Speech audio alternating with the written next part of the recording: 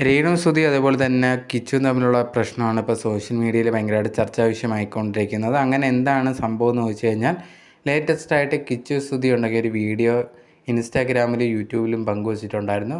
ആ ഒരു വീഡിയോ എന്ന് പറഞ്ഞാൽ, ഞാനൊരു പാട്ട് ഒരാൾക്ക് വേണ്ടി ഡെഡിക്കേറ്റ് ചെയ്യുകയാണ്. ആ ഒരു വ്യക്തി എന്ന് പറയുന്നത് എൻ്റെ ജീവിതത്തിൽ ഭയങ്കര ബുദ്ധിമുട്ടൊക്കെ ഉള്ള സമയത്തൂടെ പോയപ്പോൾ എന്നെ കറക്റ്റായിട്ട് നേരെ നടക്കാൻ കറക്റ്റായിട്ട് പഠിപ്പിച്ച വ്യക്തിയാണ് എന്നുള്ള രീതിയിൽ പറഞ്ഞിട്ടാണ് ആ ഒരു പാട്ട് പാടിയിട്ടുണ്ടായിരുന്നത്. ആരാണ് എന്നൊന്നും പറഞ്ഞിട്ടുണ്ടായിരുന്നില്ല ആ വ്യക്തി. എന്തായാലും കിച്ചു ഉണ്ടെങ്കിൽ ഈ ഒരു പാട്ടൊക്കെ പാടി വീഡിയോ ഒക്കെ ഇട്ടതിന് ശേഷം അതിന് ഇൻസ്റ്റാഗ്രാമിൽ കമൻ്റ് ഒരാൾ വന്നിട്ടിട്ടുണ്ടായിരുന്നു.